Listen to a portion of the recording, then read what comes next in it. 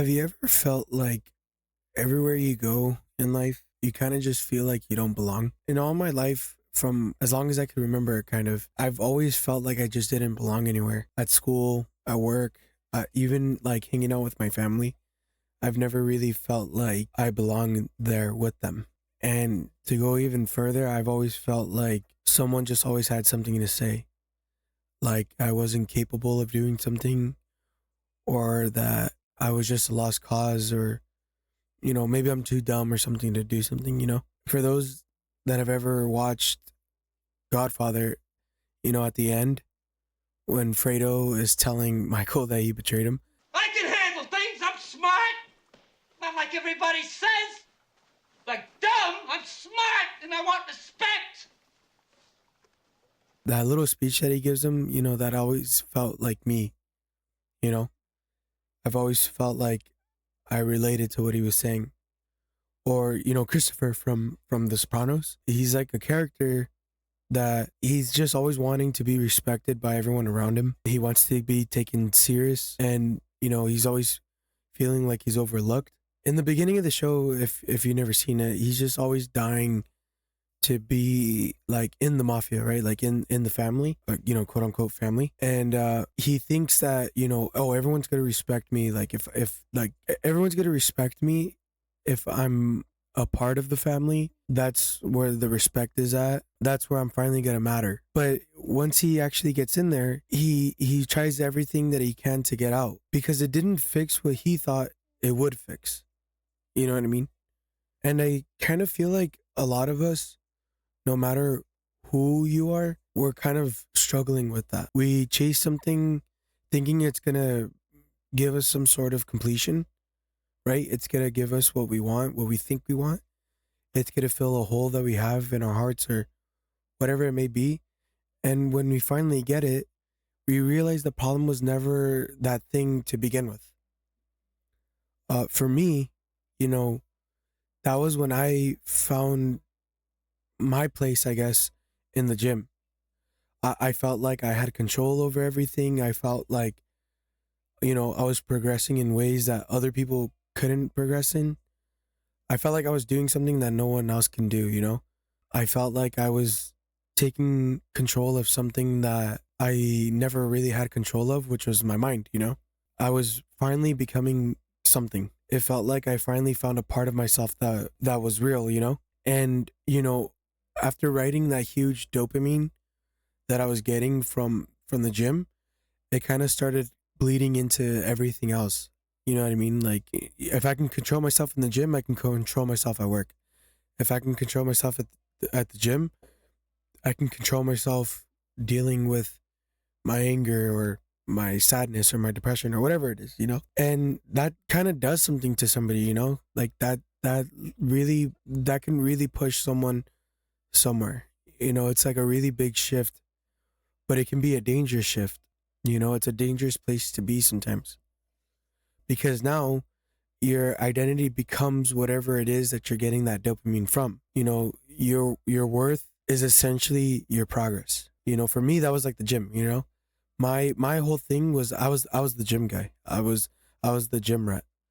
And if by the end of the week I didn't progress in some kind of way, I felt like I just did not matter. And if that goes right for me, if the gym went, what happens to me then at the end of the day? What I'm talking about isn't about the gym. That's the crazy part.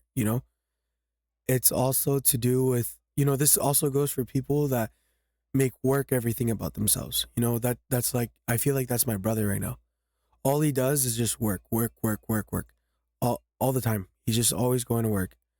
He doesn't hang out with his friends. He doesn't, he's really big into skating. He's really big into photography. And I never hear him talk about that. All I hear him talk about is work. Oh, I need to get like this promotion at work, or I need to make this amount of money for my shift this week, or whatever. And some people make it all about money. I had a friend when I worked at Pizza Hut. All he ever talked about was like making money. Like that's all he could ever think about. And it sounded like it was coming from a good place, because he was always trying to make money for his family, right? Which that sounds good, right? But on a deeper level, It's like all his worth is a dollar sign, you know? Everything that, he's not a guy that goes to the gym. He's not a guy that cares about his family. He's not a guy that, maybe plays video games, or, he never sounded like he had hobbies or interests. He just he all he was about was just making money. For some people it's status, right? My boss, again, I'm talking about Pizza Hut, but my boss at the time, I remember he had like his trophies and his rewards that he got for working that job. He had them up on a shelf for everyone to see. And it felt like that's all that mattered to him. He wasn't a father. He wasn't a family man. He wasn't I ended up finding out after some time that he plays video games, and I never knew that about him. All I knew about him was just like he just always needed to be above where he was before. And it sounds like a good thing, right? It sounds like, well, we should all strive for that, right? We should all strive to be better than how we were before. But that's all that he was. There's some people that, relationships, that's all that they are. You probably have like a homie right now that, if you hit him up, right, like, hey, let's go to the gym, or, let's go to the bar, whatever, right? Like whatever people do, because I don't really hang out with people. And he's like in a relationship, right? He'll probably be like, well, I have to check with my girl. That's all they become, like they become the relationship. They become that guy. It's not like, oh, it's me, right? The boyfriend or girlfriend, and then there's the other person who's, the other the other person. It's us, it's we. And that's a good thing, like these are all good things. But it's not like a core, you know what I mean? It's not like who you are. It's not what makes you you, right? Me, Kajal, I'm a dad, right? I'm in a relationship. I go to the gym, but these things don't make me me. There are things that I do, and there are things that I'm a part of, right? These people that make these things their core, or what they are, maybe they felt like black sheeps, right? In some place in their life, whether it was family, school, whatever it was, somebody or something made them feel like they were the black sheep. So you start looking for something to prove you're not, right? For me, that was the gym, right? I was progressing in the gym, so I was like, I thought, oh, I'm stronger now, you know. There was this one point, you know, I was working I had like this factory job, and I remember I used to talk to my dad about it. Not anything in particular, just telling him like, oh, I think I was just complaining about something that was hurting, right? Like I was like, oh, my back hurts, I don't know. And my dad, I remember he was just telling me like, oh, you need to get like a back brace, that's gonna help you like a lot. And I don't know, it was just kind of like the tone in his voice when he was talking to me that was like, it made me feel like, oh, like my dad, he he genuinely cares about something that I'm doing right now. And that was the moment for me where I felt like, hey, this proves that I'm not the black sheep. So it made me want to work even harder at that job. I remember there was this one day that I went into to work one day at that place, where I went in at like 8 in the morning, and I left at like close to 11 at night or something like that. I was working all day. And I remember that like it just didn't matter to me because, like it felt like my dad approved of that job. And by my dad approving of that job, it approved of me. There was this other time, right, when I was at my peak of going to the gym, like I'm not at my peak anymore. I'm trying to get back there. But when I was at my peak physique, I guess you could say, I remember my dad had told me one day, again, something about like my legs, like how they looked really muscular. And he was like, a lot of people don't, when they work out, they don't care that much about their legs. And you do. You have like really good legs. Something like that. And then again, it just reinforced something in me that was like, dude, I'm not the black sheep. And it made me want to go to the gym even more, like do even more crazy stuff at the gym.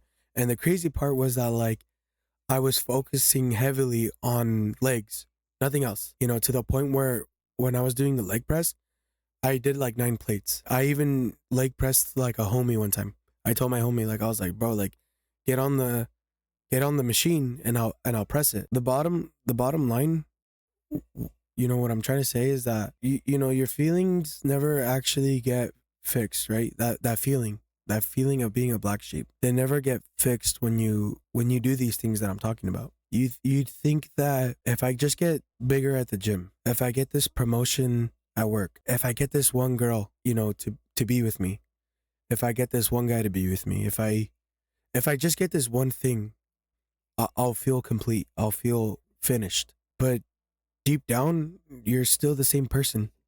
Now you just have more distractions. And if you're not careful with these distractions, or if you're not careful with these feelings in particular, if you never deal with that feeling, it grows, and it grows really bad. It's like a virus, you know? You start falling into depression, you know, like that starts to grow. Anxiety starts to grow. That feeling of being stuck grows. You know what I mean? I was going to the gym so much that like I was using pre-workout because I would go work out so late, and I hated taking it because for some reason it would just make me feel depressed, and even more like I would feel like I would have more anxiety. But I would never stop because, you know, I felt like I had to be at the gym. I felt like I had to work out. So even though I knew this thing wasn't doing me any good, right? Like the pre-workout. I'm not saying like pre-workout's bad. I'm just saying for me particular, it was bad for me. And even though I knew that it was bad for me, the feeling that I got being at the gym, feeling like I had my identity in the gym, it made me like I just didn't care. Like I just had to go through with it. And I remember I would just be up at like 3 in the morning just with these dark thoughts, dude. For some people, like these feelings, right, when they grow depression, when they grow anxiety, when they grow feeling like they're stuck, it gets so heavy, dude. They start questioning if they even want to be here anymore. Not because they want to die, it because they don't know how to live with that feeling or what they're feeling. So what do people do? They you know, they go harder at the gym. They go work even harder at their job, or they just try to stay busy. They feel like they just can't stop moving. They have to keep moving. Anything to not feel those thoughts. But you can't outwork something you haven't faced. You know what I'm saying? You can't run away from these things. The gym isn't bad. Work isn't bad. Relationships are not bad. Like these things, they're not problems. They're not, you know? When it becomes who you are, that's the problem, I think. When it becomes who you are instead of something you do, instead of something you're a part of. That place, that identity, that belongs to God. That you find that in God. At the end of the day, what I'm trying to say to some people that may be going through this, right? You know, take a page from my book. I thought I was finding myself at the gym, you know? I thought I was becoming someone I wanted to be, that I was always striving to be. But it didn't work out that way. It wasn't something that I thought it was gonna do. This fulfillment that I thought I was gonna achieve going to the gym, I didn't find it. I never found it. And you know, that can go for other people too. You know, it could be the gym, it can be your jobs, it can be the money you make, it can be the relationships that you're in. Anything, anything. If you don't deal with what's inside, it doesn't go away. It's just gonna wait. Some people, they, you know, they lift weights, right? Some people, they lift up their careers. We're all just trying to lift something off of our shoulders to, you know. I hope that, you know, people that are going through these things, you know, they deal with them, because there's like a big problem in losing yourself that a lot of people have. And, you know, I had it. So my advice is stop letting something from this world take the place of God. Your identity is in God. Your who you are is in God. And if you're somebody that doesn't believe in that, I'm not trying to push that onto you. If you feel like you got it all figured out, you know, like I guess I wish you the best. You know what I mean? Like, because you know, I, for me, the answer was God. The answer is God. That's like all I could really say. You know, if you found what works for you, like cool. But the thing that worked for me, and the thing that only worked for me, and the only thing that works for me is my identity in God. What God says my identity is, which is that I'm free, I'm perfected always, and I'm righteous. So at the time recording this, or it was Friday. So I think I had to say happy Good Friday. Um, but yeah,